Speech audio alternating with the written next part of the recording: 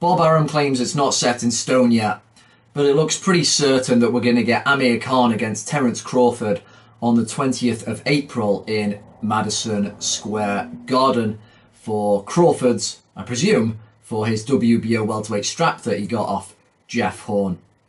Amir Khan really has had a weird career, really. He's just been an opportunist. There's been very little consistency. Obviously, the fact he's a Muslim and does Ramadan, that always kind of creates that gap. Is it like in the second half of the year? But he's never rematched anyone he's lost to. He's always just jumped at the golden ticket. The fight to Canelo was silly. The rematch he really needed, I think, for integrity's sakes to do was the Garcia one. He got beat by Garcia. That just went by. No rematch. He was kind of unfortunate against Lamont Peterson, but he didn't bother rectifying that either.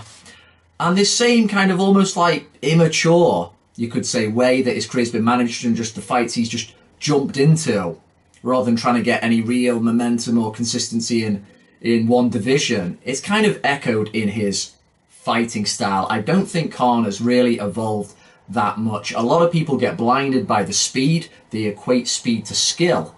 But he fights quite linear, if you think about it. He relies on moving around with not the greatest footwork. His feet are a little too close together, and he often gets tagged as he attempts to turn on the inner circle of the ring. And then he just comes in and does this boom, boom, boom, boom, and tries to ambush you with quick, straight shots. But that's often when the hands come down, and against the better operators, he gets hit with a good hook on the counter, and that's got him into a lot of trouble before. Even fights that he's gone on to win, he's been decked, notably like saying his last fight against, was it Samuel Vargas? Not 100% sure on the name there, but he got dropped in that fight as well. He's got that gap in his guard. And also, something else he's never rectified, which has always just kind of magnified how vulnerable he is, glass chin or not. You know, I think glass chin's a bit OTT to any professional fighter who would beat the shit out of most people watching this video.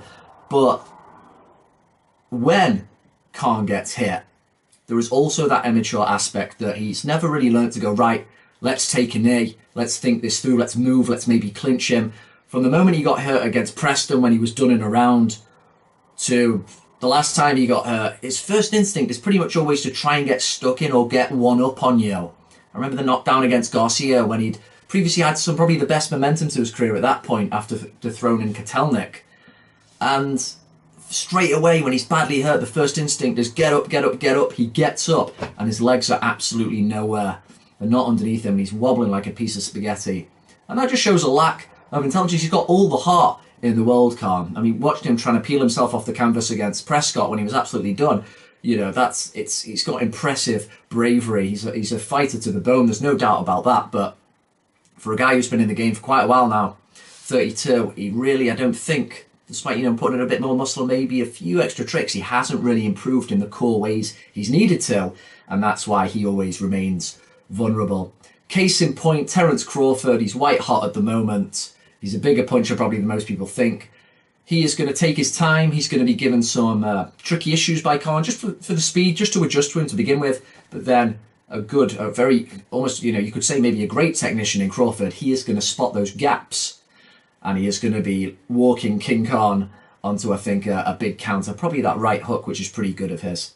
What this does for Crawford's career, it doesn't exactly butter up the prospects of his fights with the top guys at welterweight, the fights that need to happen. If anything, it just shows that these guys at the top are just on separate paths. He's going to make some good money from it. Maybe it's going to raise his profile, but we need to see those bigger fights happening. Obviously, Thurman coming back and Spence. As for Amir Khan, he'll probably still have some power left after he gets stopped, I reckon, around round 7, 8. But this certainly kills the prospect of whatever desire there was left to see the British face-off between Amir Khan and Kell Brook.